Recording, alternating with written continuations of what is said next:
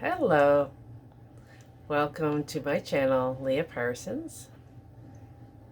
And if any of this resonates with you, please hit the subscribe button. And if any of these videos or messages resonate with you and you think that somebody else might benefit from them, please feel free to share it out.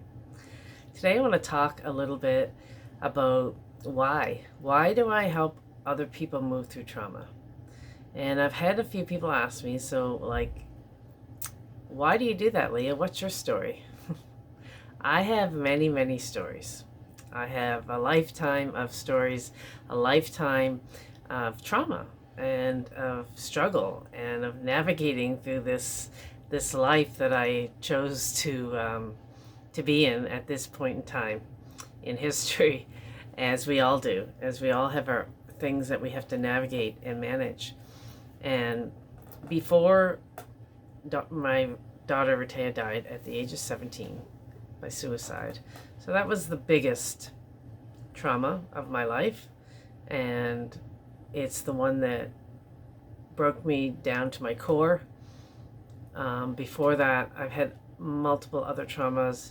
I was raped multiple times in my life. I've had childhood molestation. I was adopted. I found out who my biological mom was when I was 14, the same summer that I was raped.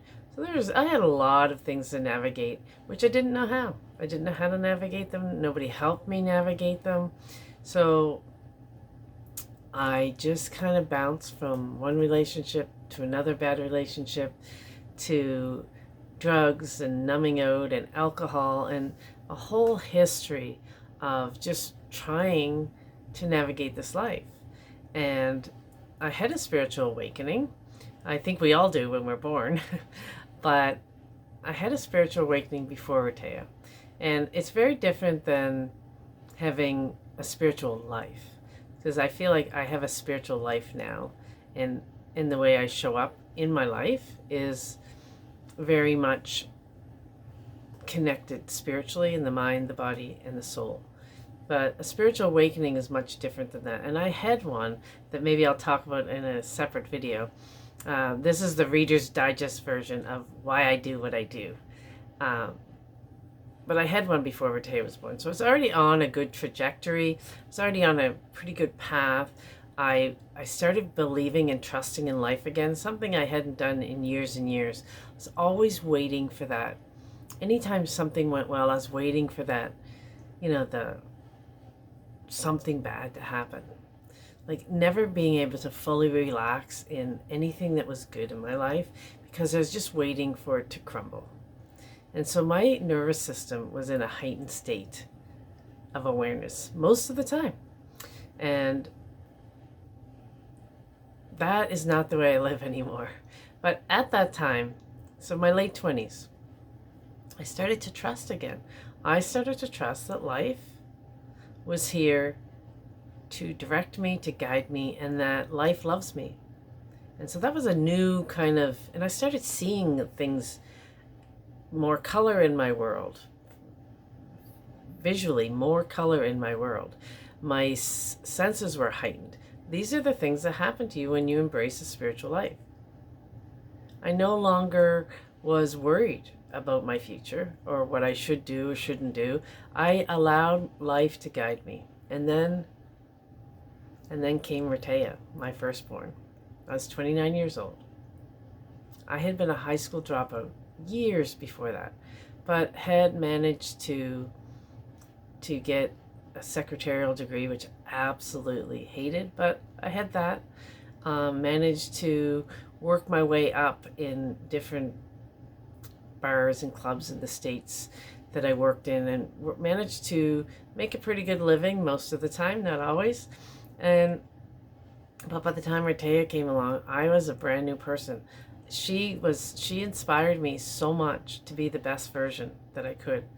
And that for me entailed getting an education, which I was terrified of. So that's a whole nother video of fear of being seen, fear of public speaking, fear of being a failure, fear of starting something and not finishing it. All these fears, I had to push those aside because now my mission and my life was so much bigger than me.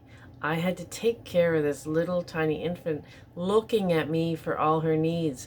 I had a bigger responsibility, and I was stepping up to the plate for that. And so I enrolled in university.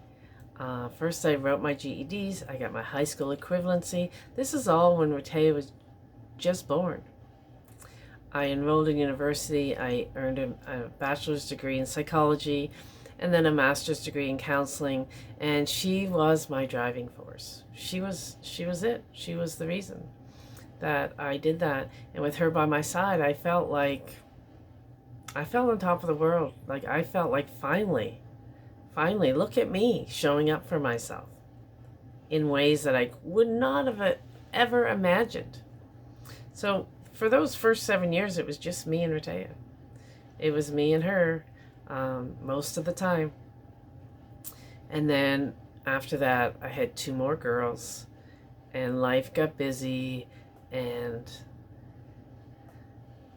things kind of shifted and changed. But when Rehtaeh came out of junior high, 15, going into high school, looking forward to getting her driver's license, all the things that her 17-year-old sister now is doing, finishing high school, meeting new friends, all these things she was looking forward to. And none of those things happened because Rehtaeh had a huge love of learning. Things academically came easy to her. And then she went to a friend's home, they drank some alcohol. She was supposed to stay overnight at her house, and there was 4 males, 2 females. Rehtaeh was raped that night by those 4 males. A photo was taken, distributed all over her school and in her community. And that's the night that her life took a traumatic turn. And then several days later, so did mine, when I found out what was happening to her, how she was becoming a target.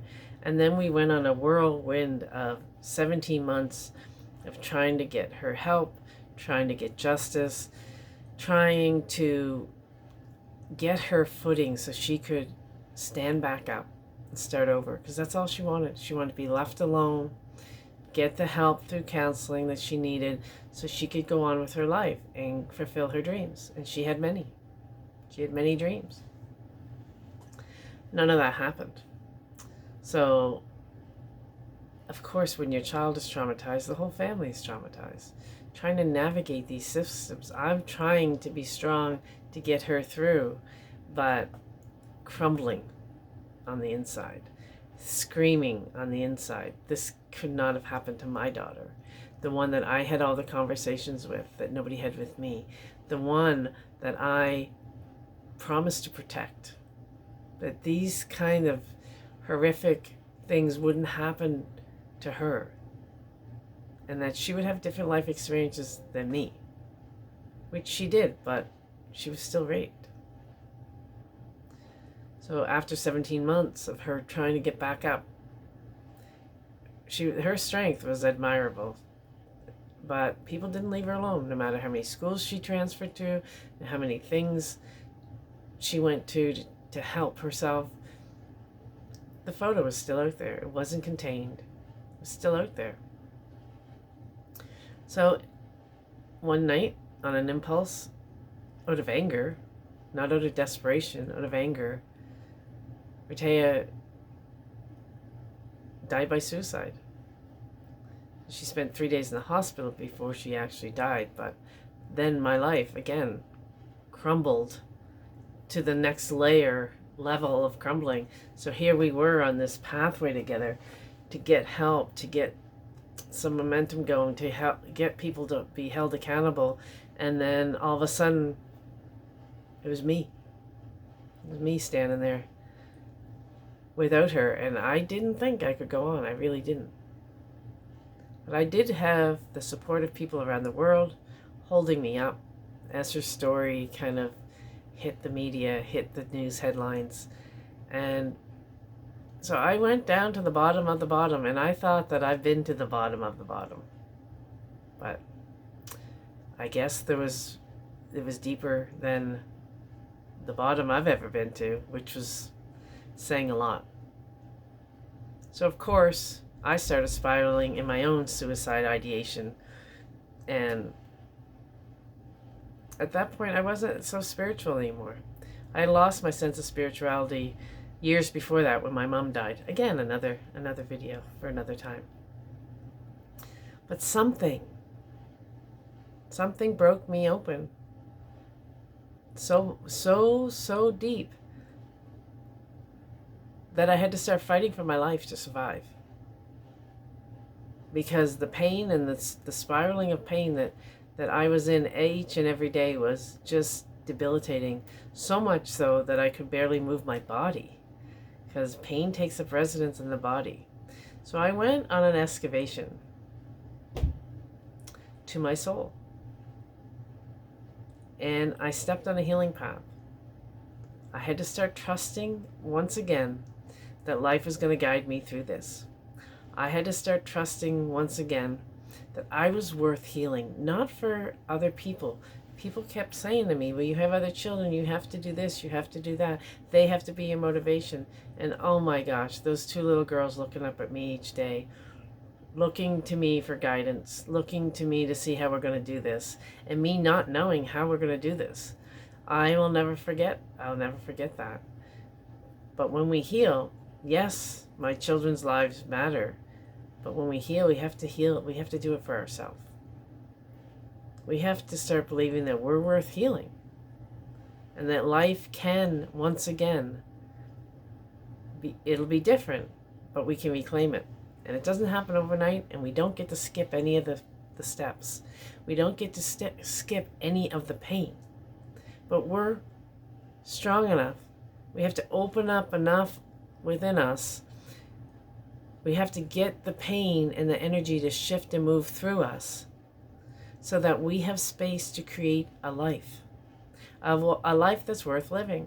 A life that we're not. It's not true that when your child dies, you'll never not feel pain. That's not true, and I hear it so often. It's just not true. It's true when we believe it, when we allow our mind to take us down these painful, guilt-filled places. But at some point along my journey, something shifted. And so I'm skipping a lot of the pieces of my journey of how this really unfolded. Year by year, month by month. I cried every single day for 3 straight years. My eyes were so sore. They're sore just thinking about it. Because I can recall, we can recall a memory and feel it in our body in a second. I can go to pain-filled places in an instant of how I found my daughter, how I watched her slowly die, all the pain-filled things, I can call them. I can hear an ambulance, and if I'm not paying attention, I can go to that night, that dreadful night. But because I've cultivated my mind in such a way that I stay for the pain, but I watch where my mind is trying to take me. So these are the things I help other people, because regardless of what our pain is, of what our trauma is, the truth is we have to take the driver's seat of our mind to heal. And then when we do that, it impacts the body.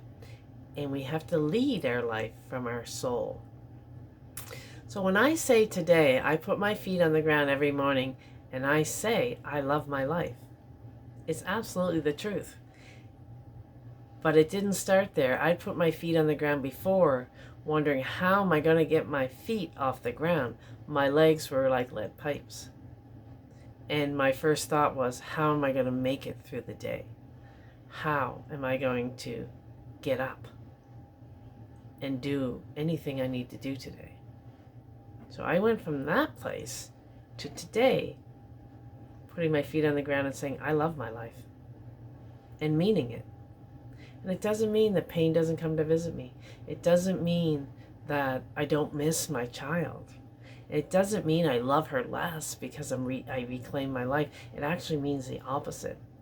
It means that when she was born, her entrance into my life shifted me in such a huge way that I was able to see my worth through education and able to build my confidence by pursuing education.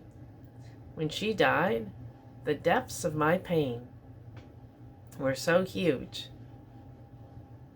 that I really doubted I could navigate life without her. And following a path that said, at one point, there's